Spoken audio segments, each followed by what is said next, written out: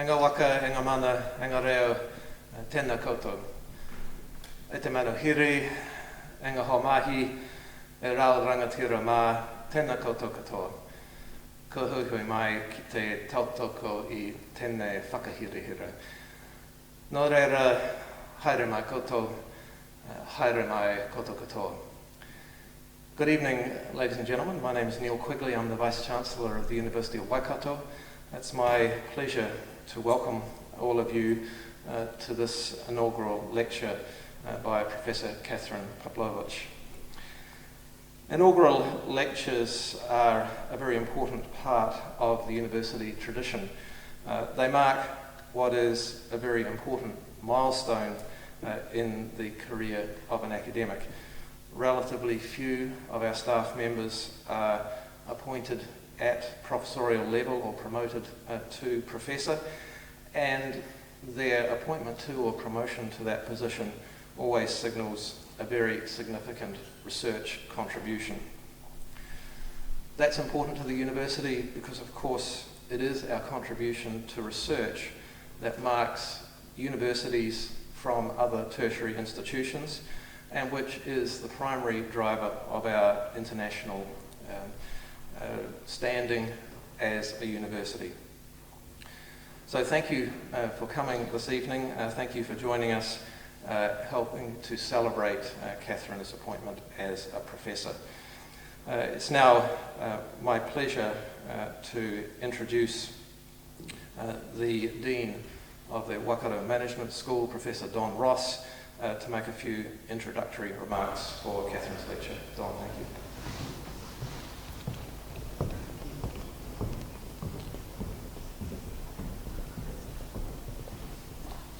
Thank you, Vice Chancellor. I'm very pleased to have the opportunity to introduce Professor Kathryn Pavlovich to you this evening.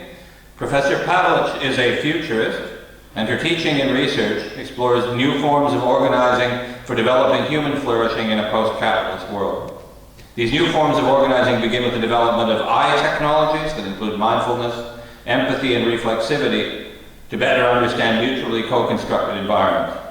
And this perspective is evident in her teaching and research on leadership and entrepreneurship. Naturally, as someone who the university has seen fit to promote to professor, Professor Pavlovich has an extensive CV, and we could not begin to review all of it, or even much of it this evening. I'll just direct attention to a few of its highlights. She has authored over 80 academic papers, 30 of these appearing in international refereed journals. She has recent publications in such world-leading journals as Tourism Management, the Journal of Business Ethics, and the Journal of Business Venturing. She's the co-editor of the Journal of Management, Spirituality, and Religion. She's guest edited an edition of the Australasian Entrepreneurship Journal of Management and Organization. She's currently on the executive committee of the Academy of Management. This is a five-year tenure leading one of 24 divisions of interest groups at the Academy. It's a leading professional association for scholars dedicated to creating and disseminating knowledge about management and organization, and it's one of the oldest and largest scholarly management associations in the world. So, a distinguished range of scholarly accomplishments, a distinguished publishing career, a distinguished research administrative career with global dimensions. She brings great distinction to the Waikato School of Management and to the University of Waikato. She has an interesting and unique research expertise, corner of research expertise, and I very much look forward to hearing her remarks this evening. Congratulations, Professor Pavlovich. I give you Professor Pavlovich.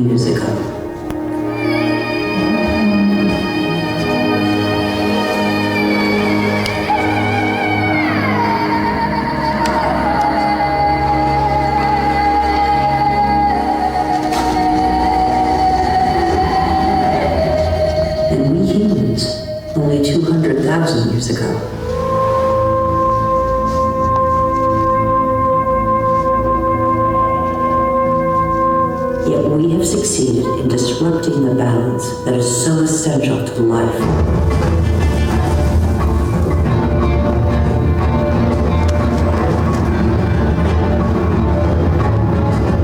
In 50 years, in a single lifetime, the Earth has been more radically changed than by all previous generations of humanity.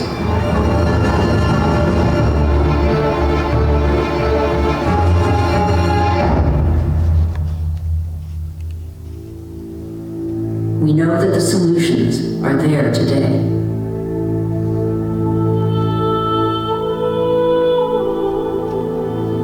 We all have the power to change.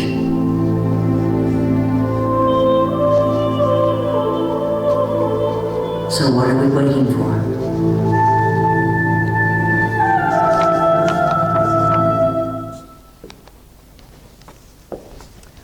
I've always been intrigued by this statement.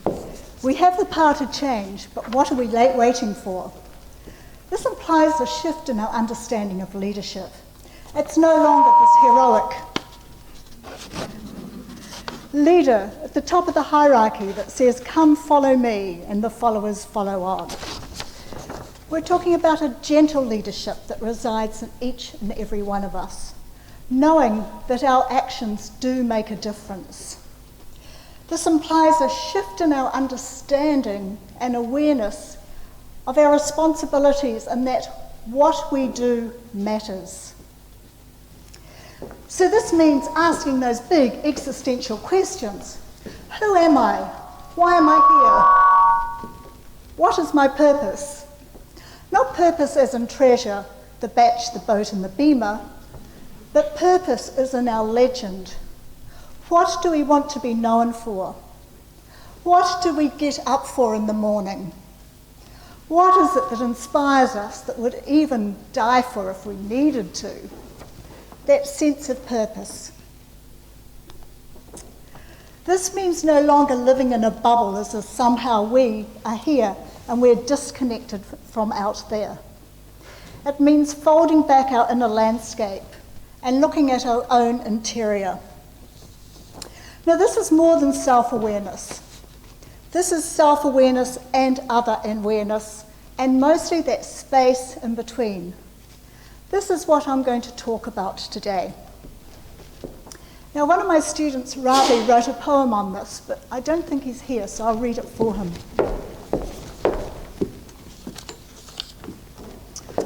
Workers now cogs struggle to turn the corporate machine. Your money they burn. Hope is now frail for those who live behind the veil, but alas, on wings does the new-born leader soar and sail. For workers now brothers thrive and learn, and the corporate machine keeps the earth clean. Through the new conscious leader's vision, once again our earth will gleam.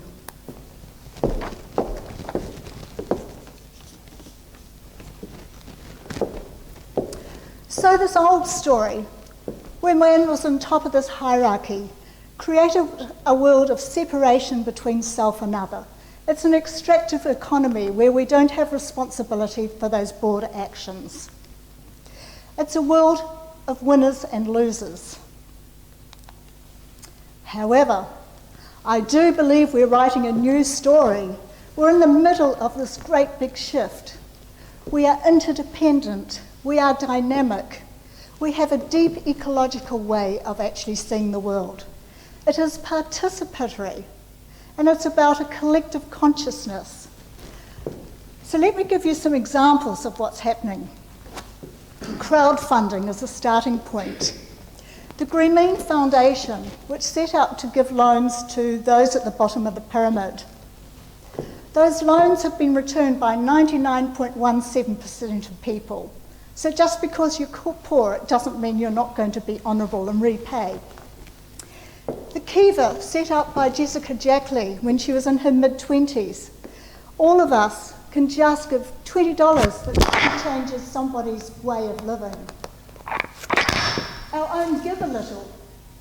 Here in New Zealand, $27 million has been given to that, and nearly $4 million in the past 30 days.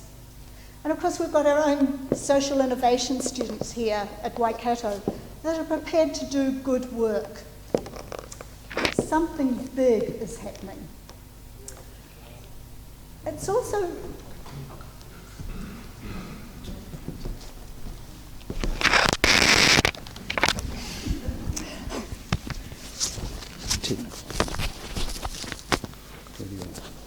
I think they had it there. Thank you. So something big is happening, and even in the world of entrepreneurship, we're starting to see a significant shift. These backpacks that have got solar panels on them, so these kids can go home and do homework when they don't have any electricity. I'm not sure what my students use as an excuse. 450 babies die every hour because they're born in impoverished conditions. There's innovation around incubators. $20,000 for an incubator, I mean, that's just, we can't do that. And so there's a lot of innovation creating these small baby backpacks. And there's even some here in New Zealand as well that are being developed. Kibosh, a different way of using food. They go around and they collect food that's no longer being used and give it to those that actually need. Or in Italy, if you can't pay your water bill, you can actually pay it through good deeds. Something big is happening, where that gap between self and other starts to close, when we want to do these good works just to help those that are less well off than ourselves. They understand we have the power to change. They are not waiting. I am a management educator. My purpose is to help my students understand what it's like to live in a biocentric engagement. Knowing what they do matters. Knowing that they live in an interdependent, complex environment. That they leave my care and those of the rest of us being ethical and socially conscious, and knowing that there are ripple effects for what they do. Now, of course, I've been talking about these things for quite a long time. Some people call me weird. And when I asked to develop a course on spirituality in the business school, people said, "What?" But the university did say yes, and globally we were seen as a world leader for making that shift. The interesting thing now is that this is mainstream, according to the Huffington Post. You're probably part of it. I call it the consciousness crowd. So what I'm going to present to you today is just a slice of my research around that self-other relationship. I'm calling this noetic wisdom. It comes from the Greek word Noesis, which means inner wisdom, direct knowing. It's about our own subjective experience, but within an interconnected global world. William James calls this a metaphysical quality because it involves self and other. And there is this aspect of transcendence as well. I first came across this idea of noetic when I went to a Spirit and Business conference in San Francisco about 15 years ago. And I heard of the Institute of Noetic Sciences. This was set up by Captain Edgar Mitchell, who was the 6th man to walk on the moon. And he commented that when he was flying back to the Earth, he would look out the window, and it was a sense of such profoundness and awe, and he would just start to cry and cry and cry. He couldn't explain it, but he knew that the science and the reality that he'd been growing up with was not the full story, that the molecules in his body were actually constructed of those in the past, the present, and would go on in the future. And so he came back to Earth and he set up the Institute of Noetic Sciences to look at that relationship between science, spirituality, unconsciousness.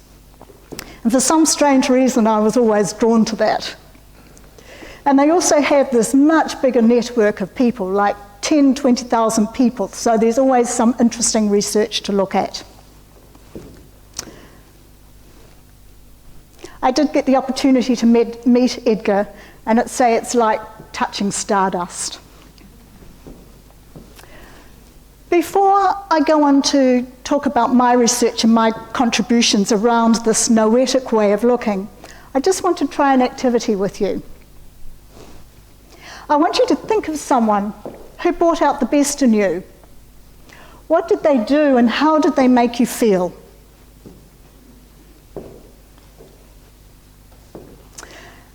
And if I gave you some time, you'd probably come up with comments like this. They excited and empowered you. They were fun to be around. They helped you understand the bigger picture and gave you meaning in life. How did you feel? You felt lighter. You felt relaxed, and you were engaged in some forms of laughter, whatever they were. If I asked you the opposite, think of someone who brought out the worst in you, you'd probably come up with comments like this. They were micromanagers. They blamed others. Yeah, you get it. You don't need me to read this. Okay, you know. So when you're with someone that's making you feel good, you're feeling bigger. When you're with someone that's not making you feel good, you're closing down. And so we have some physiological evidence why living in the good actually is a good thing to do. Biology casts here. So when we're feeling bigger, our parasympathetic nervous system is being activated. Our blood pressure goes down, our heart rate goes down, and our pulse rate goes down. It means that our immune system is being activated to its full ability. On the other hand, when you're closing down, your sympathetic system is being activated. That means your blood pressure goes up, your heart rate goes up, and your pulse rate goes up. This has significant effects for leadership. So now we understand, I hope, physiological effects. We also have psychological effects of feeling good like this. Barbara Fredrickson came up with this idea of broaden and build through positive emotions. So when we're looking at this noetic wisdom, we're looking at these qualities such as gratitude, humility, courage, compassion. And what they do is broaden our scope of awareness. So actually we have a bigger view of life. If we're a leader, we can make better decisions because we've got a broader scope of information that's coming in. We also have a better focus of attention. They are significant shifts in our understanding of what leadership can be about. And secondly, it builds our own inner resources, so we can become more resilient in times when we need that resilience to overcome some difficulties. So we've got physiological evidence and now psychological evidence why living in the good is better for us and contributes to human flourishing. One of the things I do in the classroom is I get my students to do artwork. I hope my economist friends are okay with that. This particular piece of artwork was a hand-blown glass dragon. Can you imagine that? And he talked about symbolizing it's a dragon, so it's fierce but it's not real. And he made the connection with his own mind monsters. They're equally fierce but not real. And so the question, we all have the power to change, so what are we waiting for? It's about shifting those mind monsters into the positive. That is what I'll talk about now.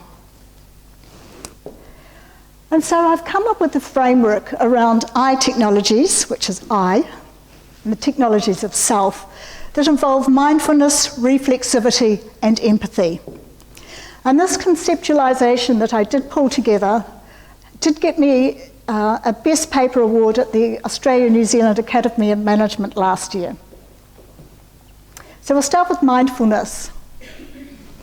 As I said, it's a new hot topic now. Time Magazine, Scientific American, Newsweek, they're all talking about mindfulness. What is mindfulness? Well, we all know what this is like.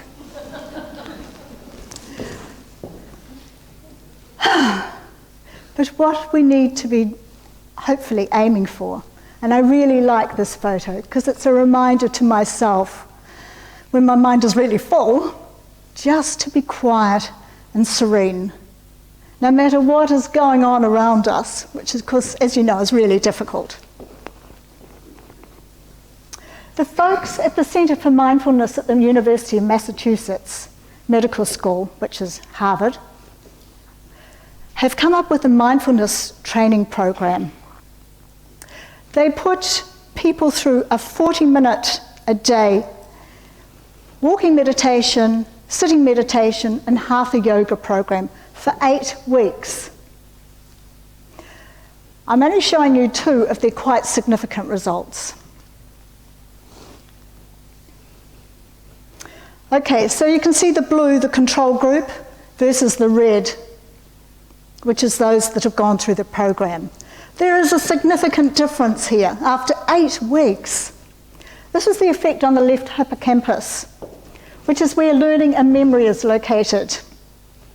Okay, so meditate for 40 minutes a day, guys, and you'll have a great increased brain plasticity. You'll also regulate your emotions, so you become a better leader in that you don't rush into things before thinking them through. The second one I want to show you, similar results, quite significant results. The temporoparietal junction. That's where that broader perspective takes place. And you have greater empathy and compassion.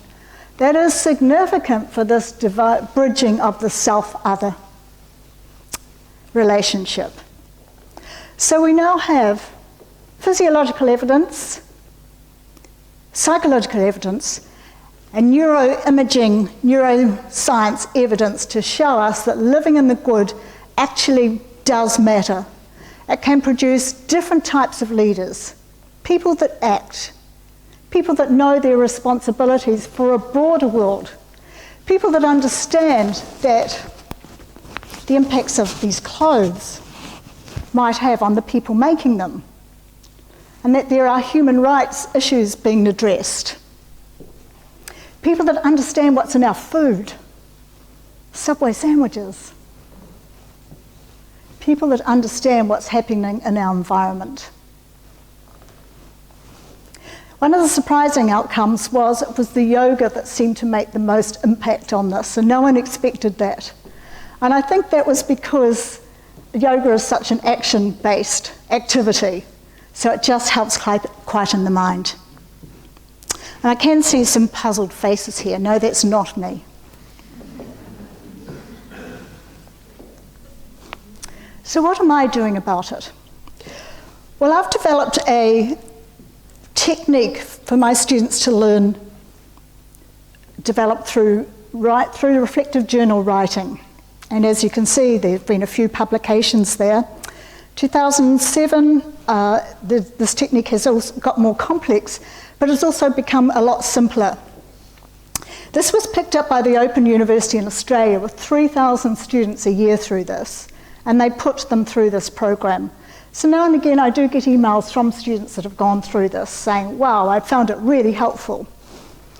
So I ask my students, it's really simple, the head, the heart, the hand. The head. Describe a situation that you had. What happened? Simple. Hard part. The heart. How did you feel? The boys hate this. What emotions did you feel? Just identify a couple. Go down. What does that mean? Where did you feel it in your body? Can't talk.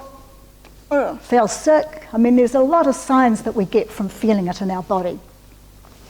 And of course, the hands. What are you going to do to change the situation in the future?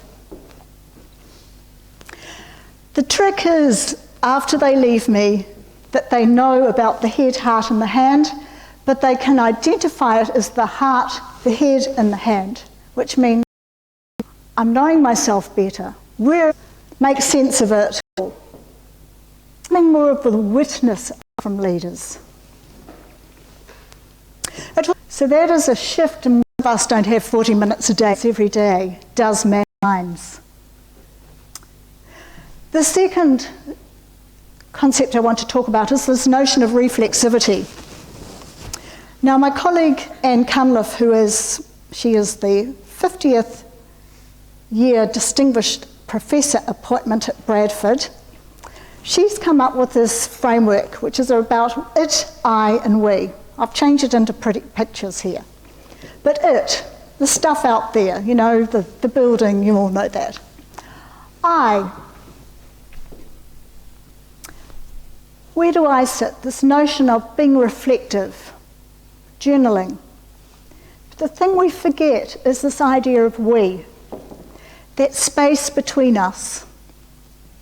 How do we reframe that? Because as we become less judgmental and have a different relationship with things, that starts to change. And so she and I have both got a real strong interest in using art in the classroom to create these reflexive students who know about this relationship between I and we. I included this peacock. That took 1,100 pieces of A4 paper. It took her nearly 20 hours to do. That's pretty stunning. And she talked about needing to learn the virtue of patience, mindfulness, and she metaphorically spoke about her journey of self-actualization, which of course was like the peacock. I digress. What Anne and I have done is identified 3 practices that engaging in art does. This is about performing art, which means we no longer just have our cognitive abilities in place, like an academic text, but we have our full self, have our emotional self, our spiritual self. We bring everything together. And so we identified 3 aspects that doing art does. First of all, it triggers awareness. So this student did this board identifying her strengths and weaknesses, and surfaces what's often not apparent. And so she talked about seeing her weaknesses and wanting to rip them out, whereas doing this artwork enabled her to say, I can embrace this. This is who I am, and work with it in a different way. This notion of embodiment. Where do you feel it in the body? And a lot of those students talk about, actually a number of them talk about being involved in teamwork and feeling that what they have to say doesn't matter, and how it clutches up the stomach and does things to them. So it's about being aware of those different aspects in the body. Secondly, it challenges assumptions. And we've got these masks that students draw in terms of which self is it that I'm presenting. And also allows us to use multiple voices. When they're doing art, they can be somebody else and feel what it's like being in that space of the other. And finally, transforming. This notion of curiosity. And she's here popping out of the box saying that instead of being judgmental, which is what she thought she was, she's able to be curious in that way around her. So this is about changing our mindset and the way we look at the self-other world. Not being judgmental. Driving down the road, getting really cross at someone that's really slow. Instead of being cross, twisting it around to say, I wonder what's happened in their life that they're really upset and need to drive so slow. It's about having a different mindset.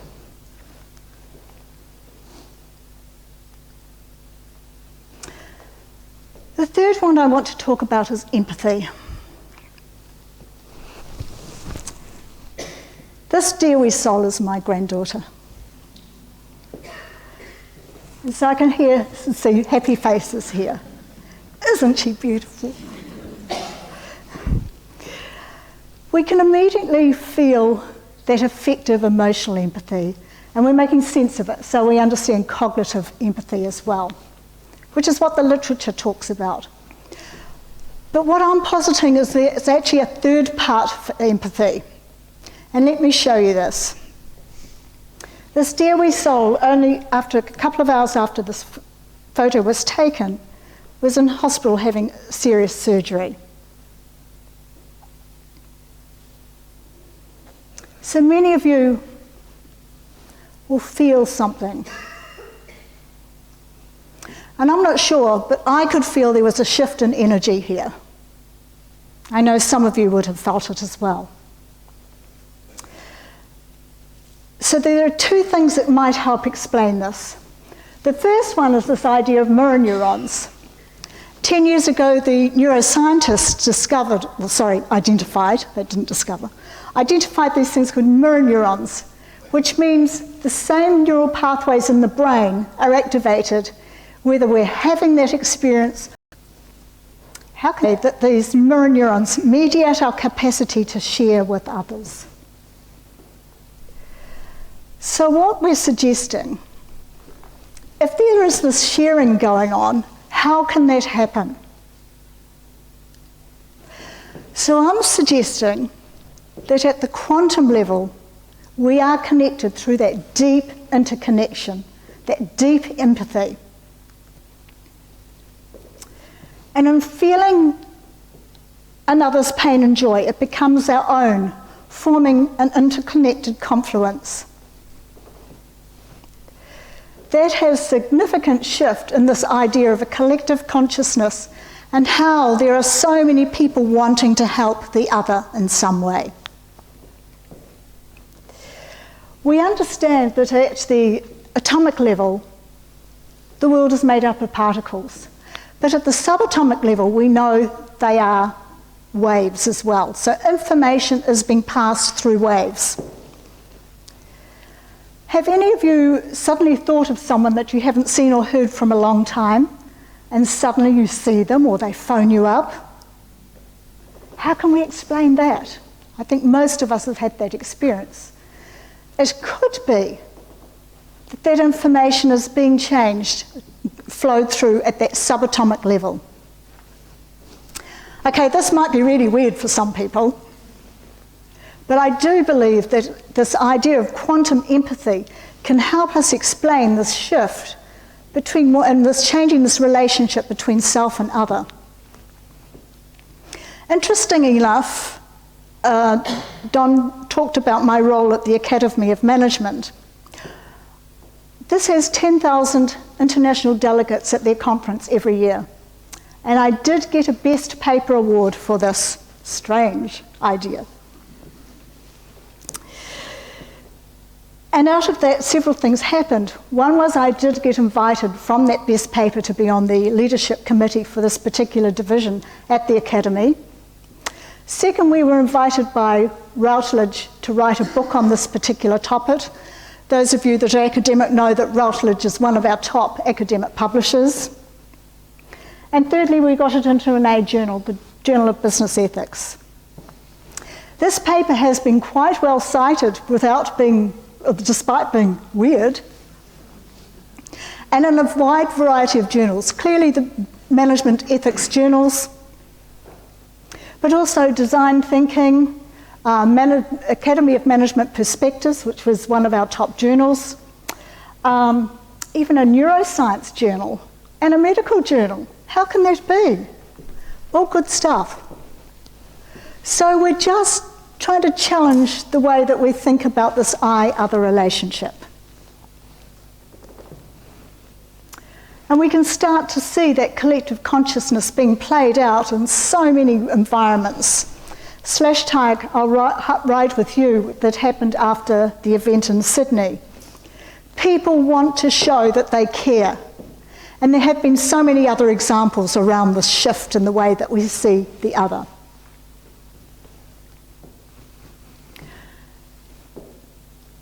Many of you might be saying, yeah, that's really interesting. What's this got to do with business? Lee focused on something that was quite extreme. These people have all moved to emerging economies solely to help alleviate poverty. These are not social enterprises. These are social business. They have to make a profit to stay in business to fulfill their purpose. Here is one, yoga wear clothing, which started off as yoga clothing but then moved into leisure clothing. She spends 6 months a year in Bali working with those people to try and make organic cotton mainstream. She says, to me the inspiration is not about making money. I want to be part of normalising a more ethical and conscious form of business. Here's one of my favourites, Free Set. Again, it's an Auckland couple. He said he used to roam the streets of Auckland and says, I need to move somewhere else to really make a difference. So his wife, himself, and their 4 young children moved to Calcutta. They rented a house, and in the middle of the night, creating freedom. So he set up a textile business.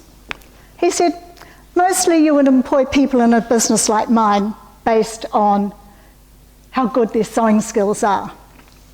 But he employs these women based on their need for freedom and changing cycle. Cost us a fortune. Poverty, he says, something changes about you.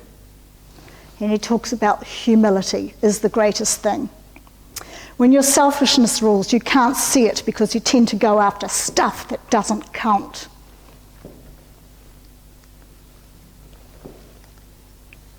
Rain Africa, the most beautiful bath and body products, which unfortunately we can't get in New Zealand. Made in South Africa, all handmade. The same story. She wants to change the system for people that are virtually unemployable in her land. It's not about profit. It's about making a positive difference to other people's lives, educating them, medical care, giving them hope. My final top strategy guys like Jay Barney and Otto Sharma, not expecting them to say yes. And they said yes. They talked about their own spirituality and how that shaped their business, their academic careers.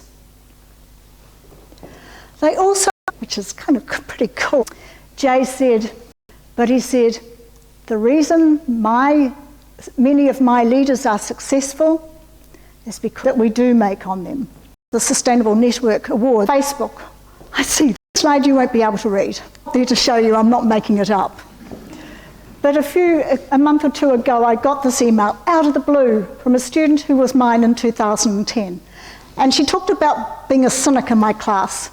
I didn't know that. Usually I can pick it up, but I didn't know that with her. She was very career focused and wanted to work for, a really high-powered corporate, which she did. And she business environment she learned and did stop here and say, getting and applying the idea. I feel awakened. I feel a great. My focus has shifted from profit maximization to conscious and purposeful engagement, and my dream of being a highly successful businesswoman now means engaging and connecting. I hope you agree.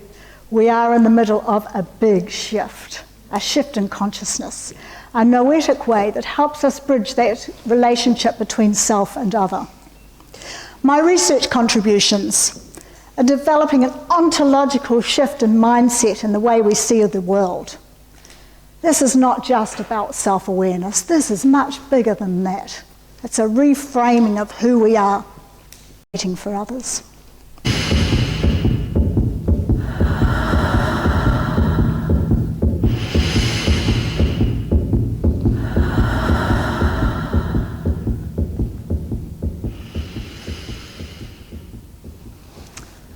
Thank you.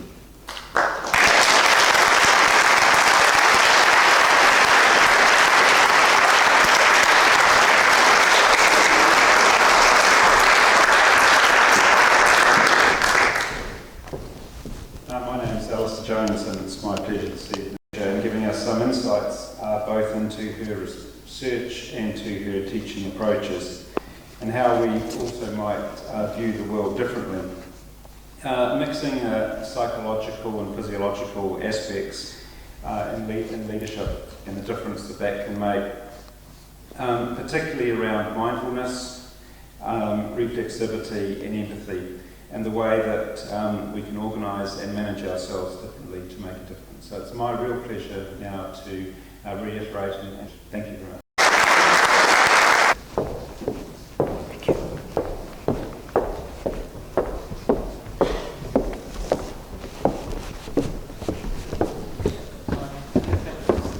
Normally I'm pretty good at this.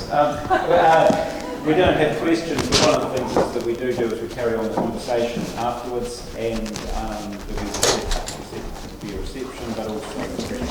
Thank you very much. Yes. Thank you. Sorry that Philip doesn't look like this.